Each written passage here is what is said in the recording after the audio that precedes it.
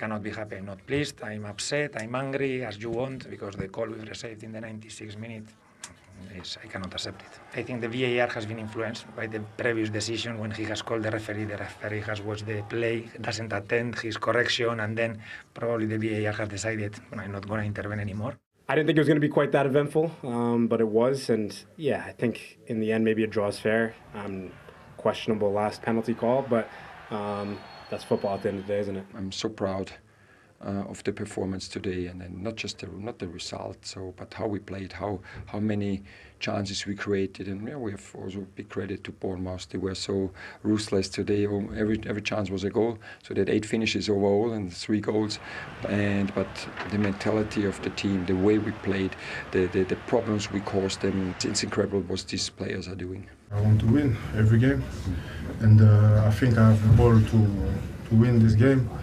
Even if I score a hat-trick, it's up to me to score that goal. And I didn't score, and that's why I'm like that. What a game this was. And we'll get on to Iraola's comments there and the penalty incident in a minute. But Jean-Philippe Mateta had a fantastic day. You have to go back to 2016 for a player to score a hat-trick in a home game and not get a win. Andy Carroll. For West Ham, though. Well, first of all, I've got to say 2 really excellent sides, and it was a brilliant game. But Mateta, he's just really, really difficult to play against. Defenders, do not enjoy playing against this guy. He's awkward. He's as game as they come. He'll run in behind. I mean, he actually should have had a hat-trick in the first half. Could have had a hat-trick in the first half. That was the most difficult one. His movement is really, really good. That's a fantastic ball in, and he should score again. This is probably the best chance in the first half. Falls to him in a nice position again. Just can't get the connection that he wants. But then all of a sudden, I said about his movement, hold-up play is excellent, bringing people into the game, but his movement to get into the 6-yard box after he's played the pass, that's the impressive thing. His movement again, the defender's with him, and then 2 seconds later he's not, because of, as I said, his movement again, and that's a clever finish. Then he gets his penalty, his hat-trick goal, and you're thinking, he can't, can he? No. And this was the easiest one of the lot, wasn't it? I mean, he's leaning back, and anyone that understands French can understand what he's about to say. There you go. Sacre bleu. But you know, Italian. It's not very often you see someone scoring a hat-trick and be so disappointed at the end of the game. But look at those stats. I mean, 11 shots. Wow. Shots inside the box, 9. As I said, he's hat-trick. So, but I love the way he plays, because he's a nightmare for defenders. So Bournemouth feel a little bit hard done by that they ended up not getting all 3 points. And Iraola's point was that the referee perhaps wasn't going to be called over to go and have a little look at the screen because he'd been called over earlier and not changed his on-field decision. No, I don't. I think he's clutching there, to be honest. But in terms of the penalty, I think it's actually quite harsh. I think today on Gay, the only problem, he's not looking at the ball, and the referee had warned him beforehand, so he was going to give the penalty in this moment. But I still think it's a little bit harsh because they're both going back and forth with each other, and to give that, yeah. Well, I think you need to see the consistency also. I get why he's given that, but let's hope that another referee would do the same next weekend. What about 19-year-old Krupi? Yeah, getting brilliant. 2 on his first start. First start as well, 2 goals, yeah, very, very good. And it's that recruitment that Bournemouth obviously have to be so good at, don't they? Well, we spoke about the defensive situation that they've done so well in recruiting the players. Got a forward there on his first start. He's got a couple of goals. Brilliant. And 9th and 12th, the finishes that he's had so far, Iraola, as Bournemouth manager. You know, where can they realistically push on to? It depends who the keep. I think Alan's exactly right. The recruitment's been excellent.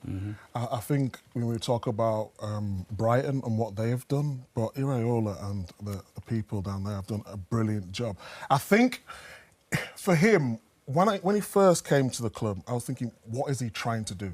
And when he first came, he was pushing really high, and some of the results wasn't going their way. But the way he's managed to lose players, get players in, and still buy into the system, what they're doing, and do it with effect, he's just a top coach. He really is. Yeah. And the players that they lose, you know, they go to Paris Saint-Germain, they go to Liverpool. They're selling for big money to big clubs, big moves as well. So as a player, it would be quite an attractive place to go. And I think when you're looking at the players, what he does, I think, really well is gives these players the freedom to go and play. Yeah. Just go and express yourselves, and you can see they're enjoying their football. We plan to come here today, really, so hugely competitive team, and we probably experienced that last year. Certainly went toe-to-toe with Leeds for some time throughout that year.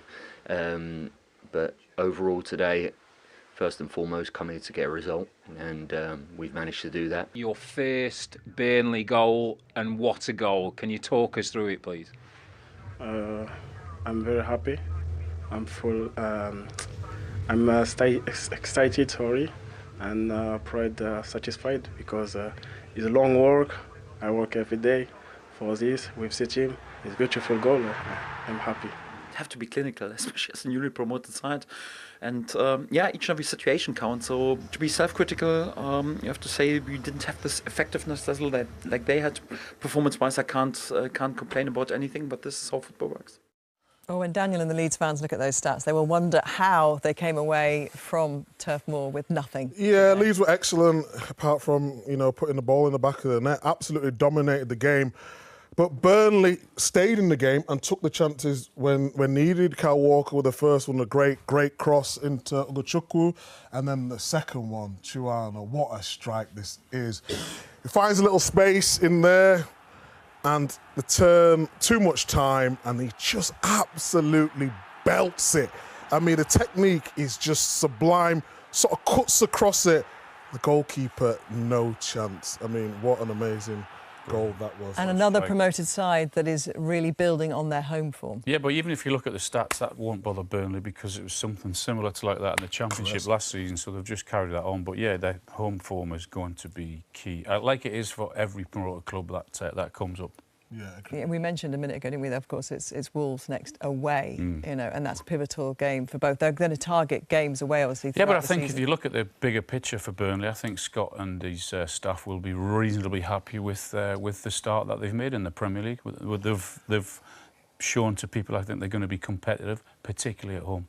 I think the good thing is when Burnley was under Vincent Kompany, they tried to play a style of play. Obviously, it didn't work for the team, worked for Kompany. He's gone to Bayern Munich. But now they've got a defensive style, stuck to what they know, and it's working for them on home form. Yeah, and all three promoted teams are all out of the bottom three, so they'll all be very pleased with their start, actually. Yeah, sticking to their identity, working on their home form, and at the moment it seems to be working for them. Well, let's have a look, shall we, as you're giving it away, at the Premier League table. No surprises then. With Liverpool not in action until tomorrow.